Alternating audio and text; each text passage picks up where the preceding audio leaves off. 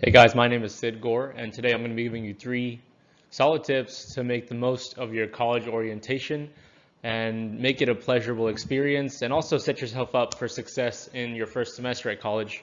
I'm guessing a lot of you have an upcoming summer orientation session, or you might have a younger brother or sister. And these tips should help optimize your orientation experience, so let's get right into it. But before you do, just a little bit about myself. I have a bachelor's in mechanical engineering from Georgia Tech. And during that time, my time there, I was really involved on campus. I'm currently pursuing my master's, and I've worked with 4 Fortune 500 so far. So what I wanted to do here was go back all the way to the first experience of college that you have, which is your orientation. Meeting new people, talking to your advisor about classes, registering for classes, and seeing your campus as a student for the first time. And there's a lot that you can do wrong, and there's a lot that you can kind of do to make it a better experience. So we'll go through that in this presentation. So my three tips are, the first one is map it out. Meet new people and choose your classes wisely. So number one, map it out, right? You're going to go to this college orientation and your campus is probably going to be pretty big, lots of different buildings and different places to meet up, different places to have lunch. You might be meeting your parents at some point. So using Google Maps to pin out all these important places on the app prior to orientation makes it a lot easier. I can't stress this enough. If the schedule that you should have for the orientation says, hey, meet in building 45 for lunch, just pin it on your Google Maps. That way when you get there, you're not having to, go back into your orientation schedule being like, where do I need to be now? Just drop it in Google Maps or Apple Maps, whatever app you use, and that way you have your itinerary for the day just mapped out on the map. It makes it a lot easier, less stressful, and you can share it with your parents as well. And the second is to download a PDF of the campus map onto your phone. So buildings can be confusing, and it's just always good to have a PDF of the whole campus map with the building numbers so that if you need to go to the physics building, you know where that is, or you can find it out just from your phone. So mapping it out in advance kind of takes away some of the stress of having to know where to go on the day, and I would highly recommend it. The second tip would be to try and meet new people. So I remember my orientation, it's pretty nerve-wracking because you're on this massive new campus out of high school, and it's finally college time, right? So it's exciting too. But just remember that everyone around you is just as new as you are, and they want to make friends too. So a small tip that I have is to ask people early in the day, when you're doing your orientation intros or whatever, if they want to get lunch together later in the day. You'll probably have an hour break for lunch, and that's a great time to just meet 3 or 4 new people so that when you start college for your fall semester or spring semester, you know 3 or 4 people and you have their number. You can get lunch, and it makes it a little more comfortable. Just kind of getting into that flow of meeting new people because you're going to be doing a lot of that in your first semesters. Some of the best friends that you can make will be on orientation day. And not everyone, finds people that they click with, and that's fine. But these are literally your day ones. I have, a number of friends that I still keep in touch with, and we share like a special connection because they were there on the first day when we were figuring it out together. A few conversation starters, you can ask them where everyone around you is from, what major they're going to do, or which dorm they're living in, and these will usually, kick it off.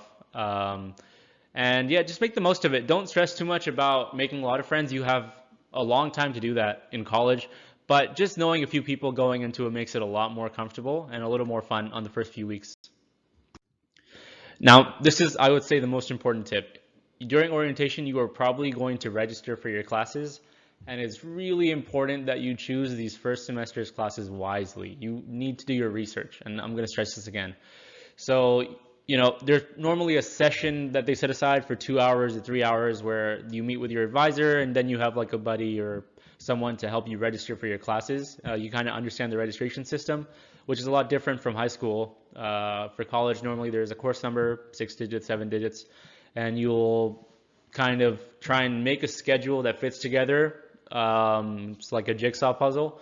And you'll type in those numbers for all those and hit register, and boom, they'll be in the system and you'll be registered. Now, there's things like wait lists, etc., and definitely read up on those online before you go into it so that you know what you need to register for. This is the number one Number one thing that people don't do when it comes to registering classes is they don't know what classes they need to register for before orientation. And, that's fine. That's what it's meant for. It's structured for people not to have to know kind of exactly what they need.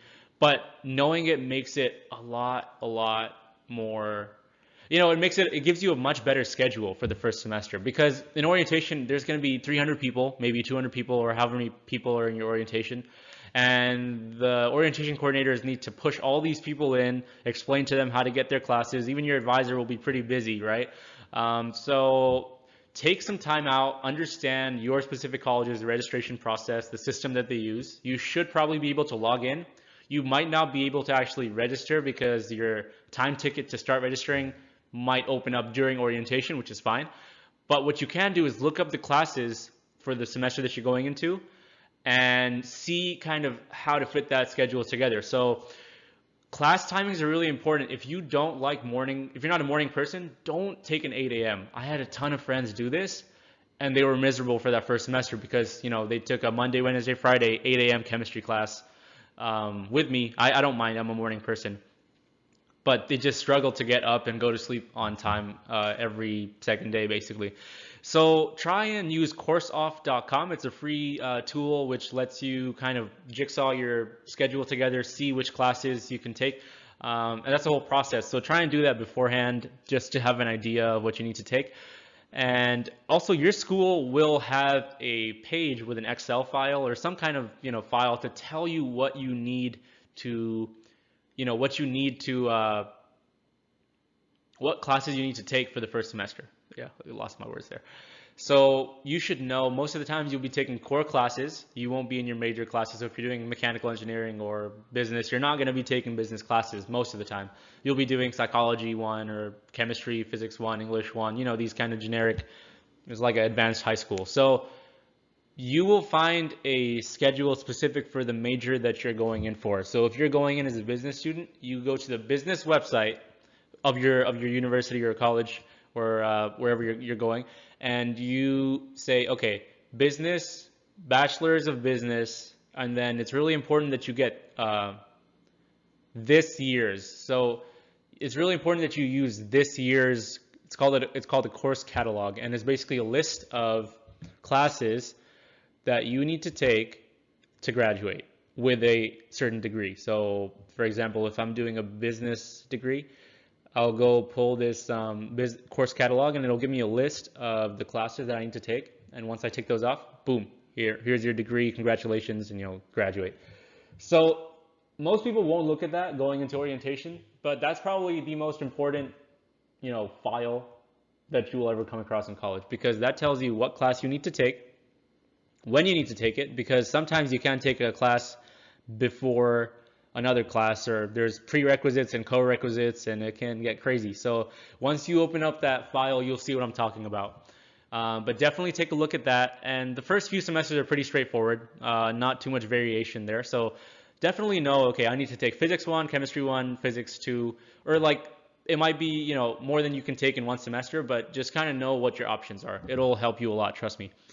The second thing is, you have to check your professor ratings. So even if I'm doing a single class, right, chemistry 1, most of the big colleges will have multiple options for a single class. So chemistry 1 in, let's say, fall 2019 is when I'm hypothetically starting. There will be 4, maybe 3 or 4 teachers teaching that class. And so what you want to do, right, is really important. Look up the 3 teachers that are, or professors that are teaching the class on ratemyprofessors.com or kufers.com. I kind of like Rate My Professors. It's a little more, I find it more detailed. And see what other students, it's like Google reviews or like Yelp for professors, right? See what other people said about that professor, and if the homework was reasonable, if the tests were reasonable. But more importantly, these classes will mostly have the same homework, tests, etc. across the different teachers' sections, but they will have different teaching quality. And so especially if you're not comfortable, like if you're taking calculus 1 and you're not really a math person yet, then make sure that you read about it and then see who the best professor is going to be teaching wise.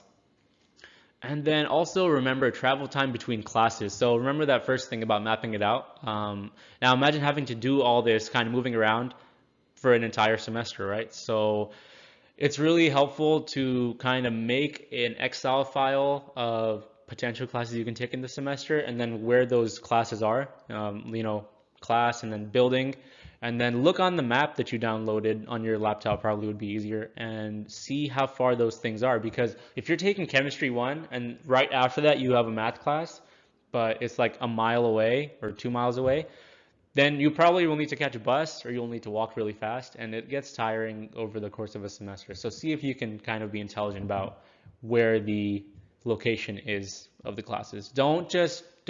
Anyway, if you take one thing away from this, don't just put in random numbers and be like, okay, I'm done, right?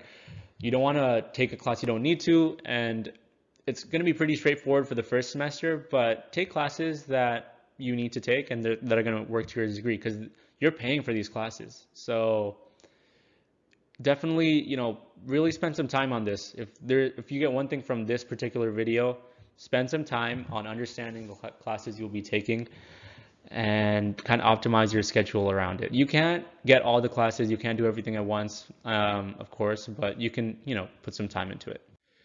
And good luck. I'm sure you're going to do great on your orientation. If you have any questions, drop it in the comments below and I will get to it. I have a lot of experience figuring out all these schedules and stuff. So if you have a specific question, reach out to me and hopefully we can work together on it. One more time, the 3 tips are: map it out, right? Map out your physical destinations for orientation day. Try and meet new people. Don't stress too much. It's fun, right? And choose your classes wisely. Spend some time on that.